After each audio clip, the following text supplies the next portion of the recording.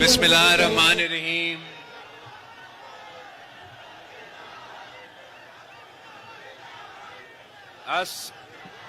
السلام علیکم۔ جیے بھٹو۔ ساتھیوں، آج ہم یہاں ایک بار پھر پاکستان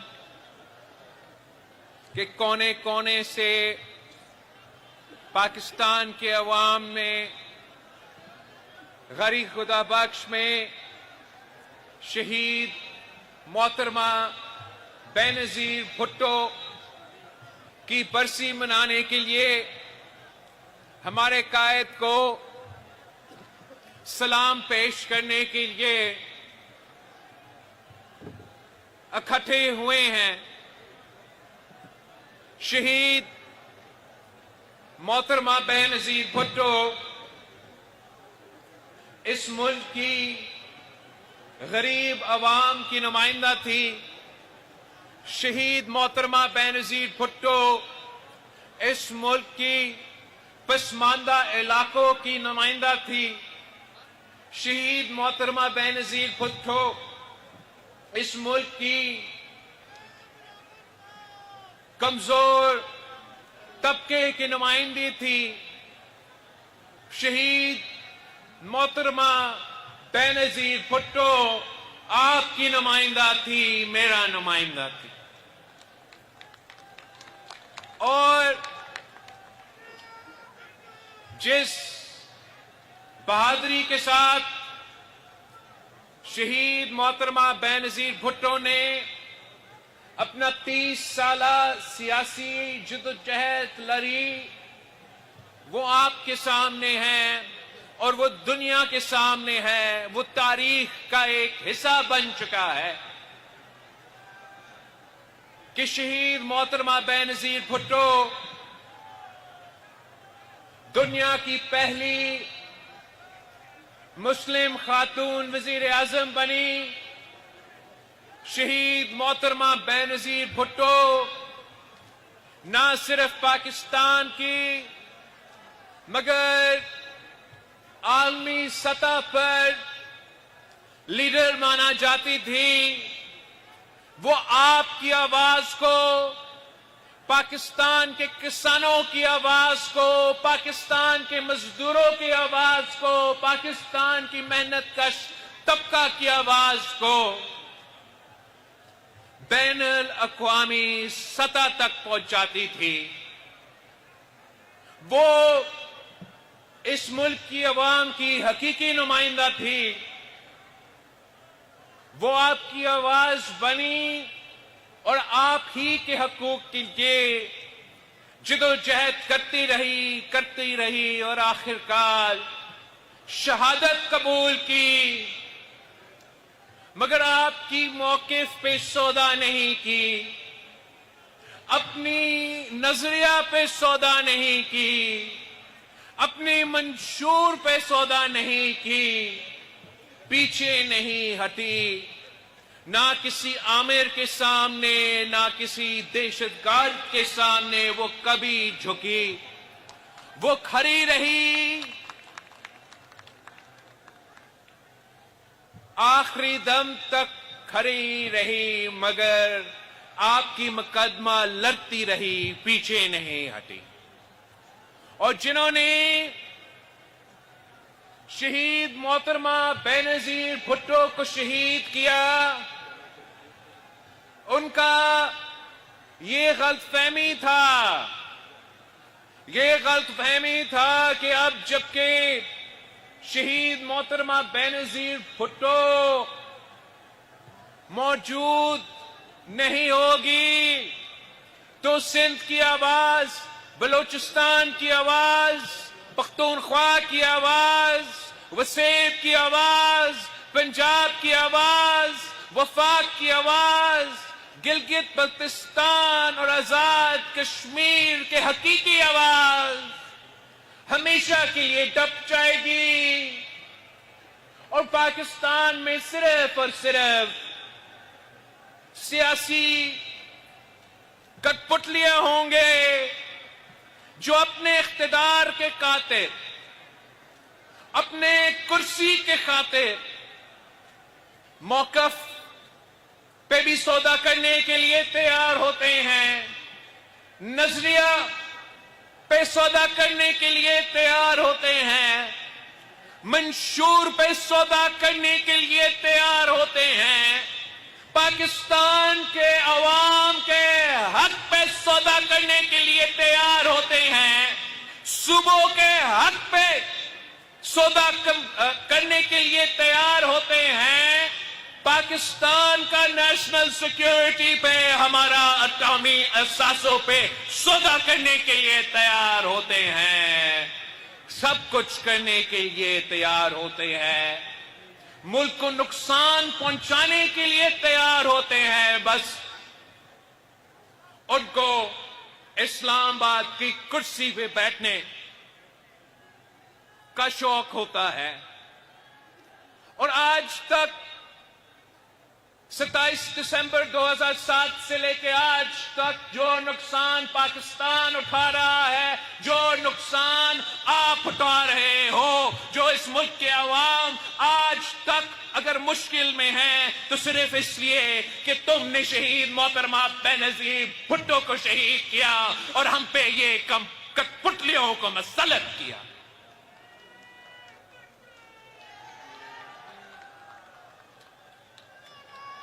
اب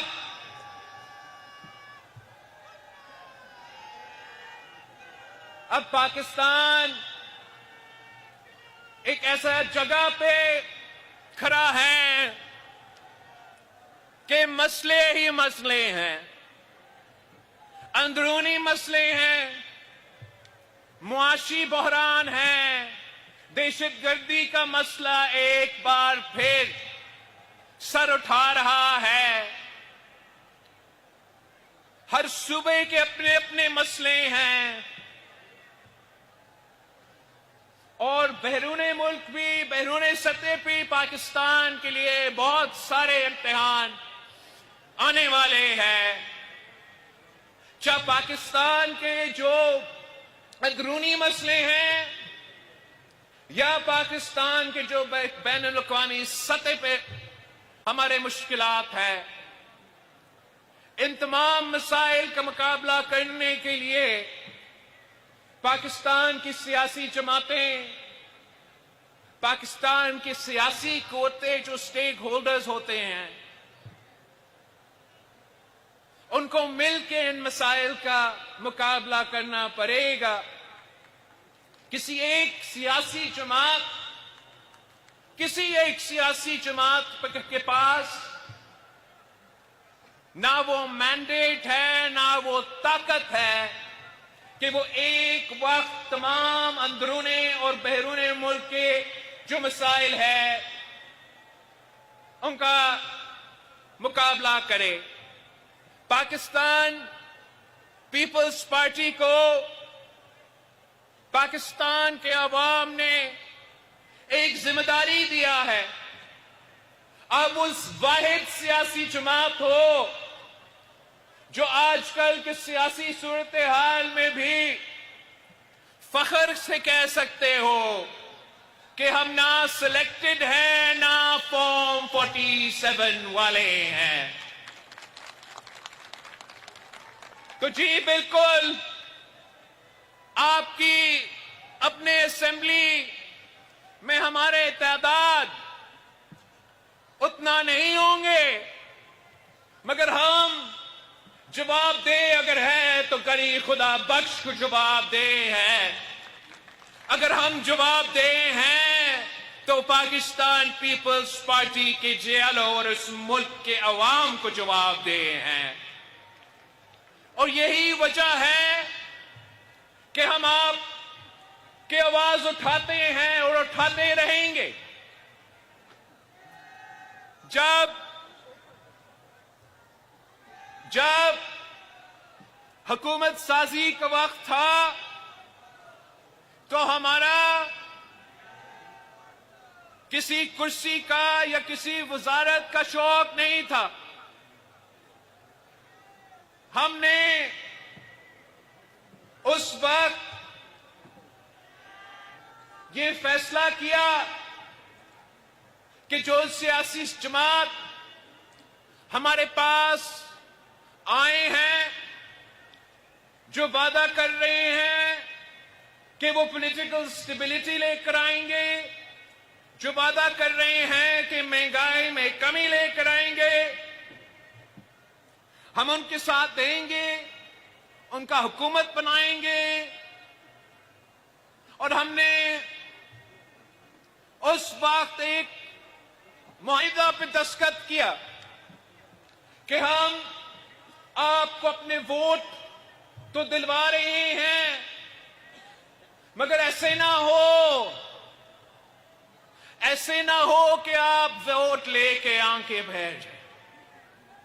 ایسے نہ ہو کہ جیسے ماضی میں ایک سیاستدان آپ کے بارے میں کہتا تھا کہ جب مشکل میں ہو تو پیر پڑتے ہو اور جب مصیبت سے نکل جاتے ہو تو گلا پکڑتے ہو. تو یہی وجہ تھا کہ پاکستان پیپلز پارٹی کی چیئرمین اور پاکستان مسلم لیگ نواز کا سربراہ نے باقاعدہ طے کیا کہ آپ کے پاس ہم سے زیادہ سیٹس ہیں نیشنل اسمبلی میں، اب بھلے حکومت بنائیں، ہم آپ سے ایک وزارت بھی نہیں لیں گے. آپ کو پورا اختیار ہے، حکومت چلائے، ذمہ داری اپنائے اور پاکستان کے عوام کا مسائل حل کرے. یہ طے ہوا تھا کہ جبکہ ہم حکومت میں نہیں ہیں،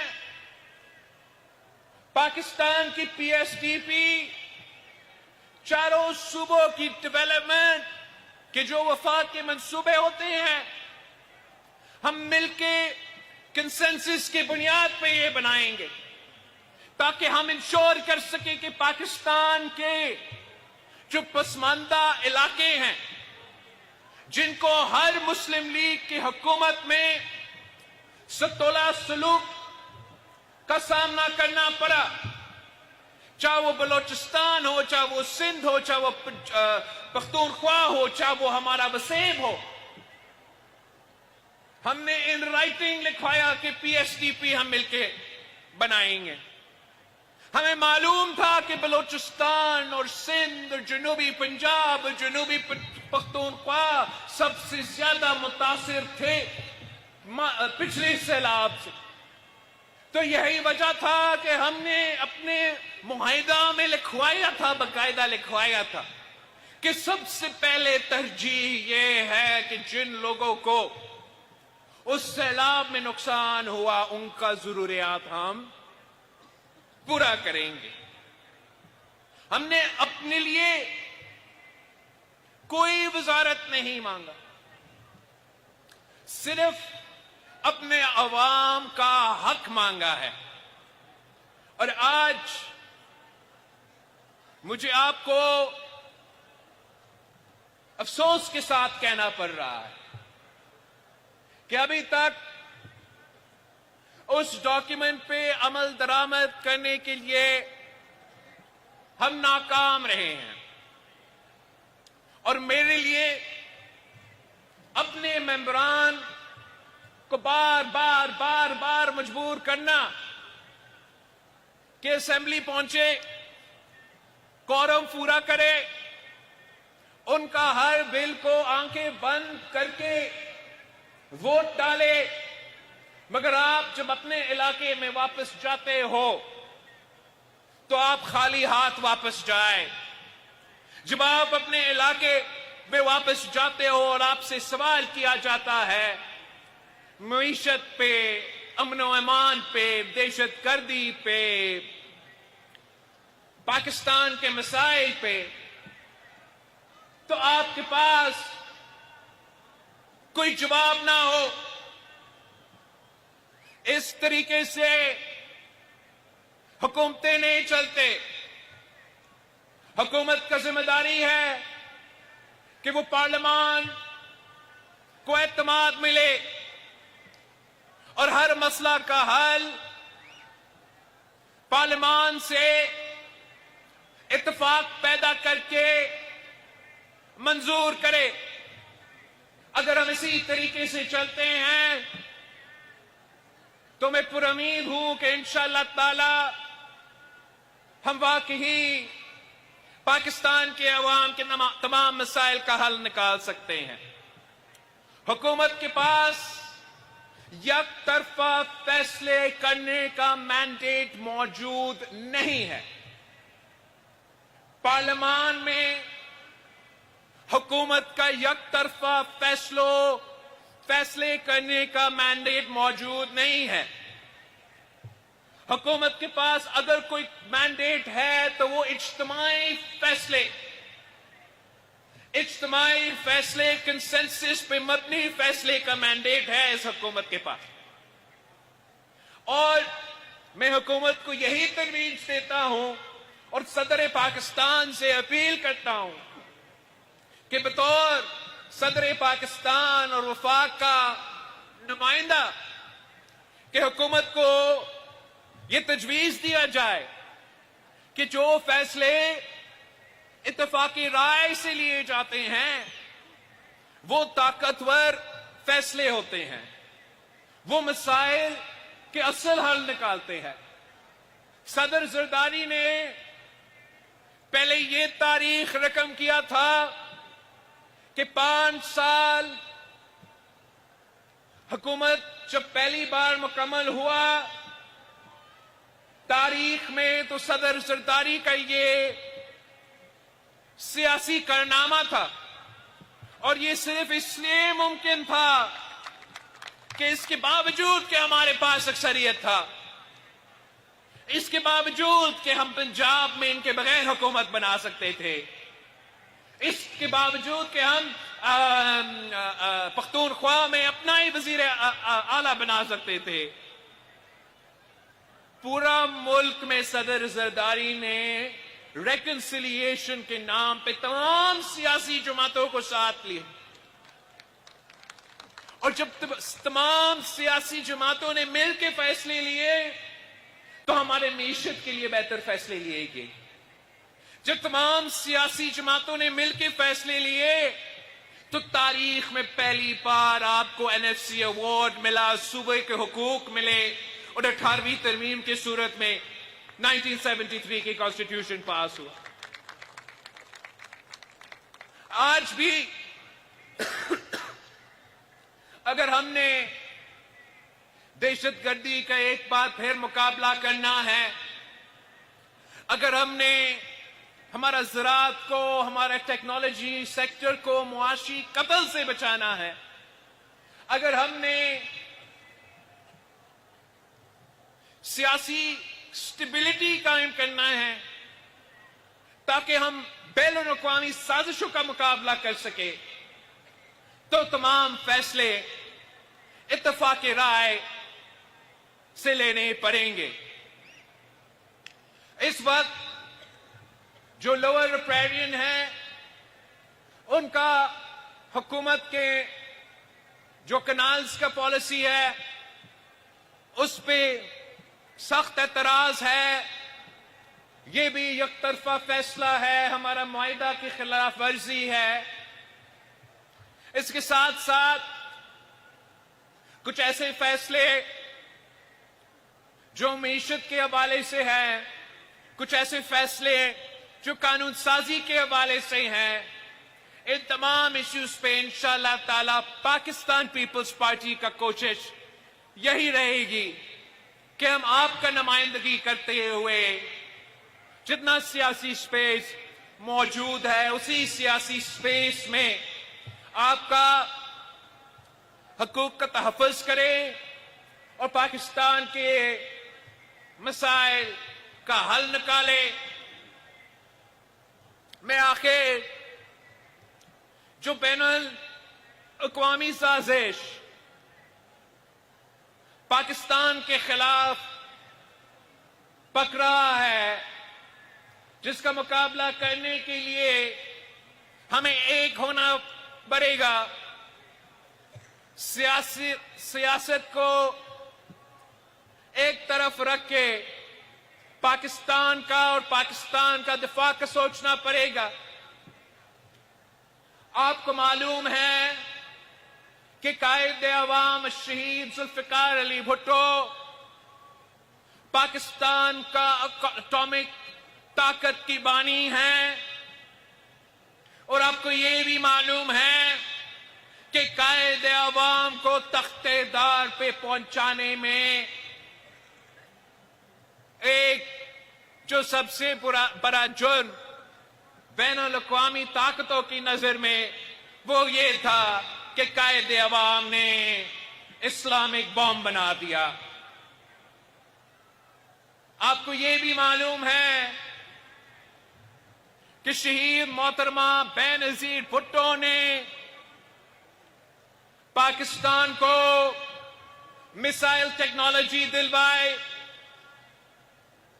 مطلب کہ اگر شہید ذوالفقار علی بھٹو نے ایٹم بم دلوایا تو اس کا جو بندوق ہے، وہ جو میسائل ہے جس پہ آپ وہ اٹامک ویپن باندھ کے فائر کر سکتے ہو، وہ طاقت شہید محترمہ بینظیر بھٹو نے دلوائی تھی.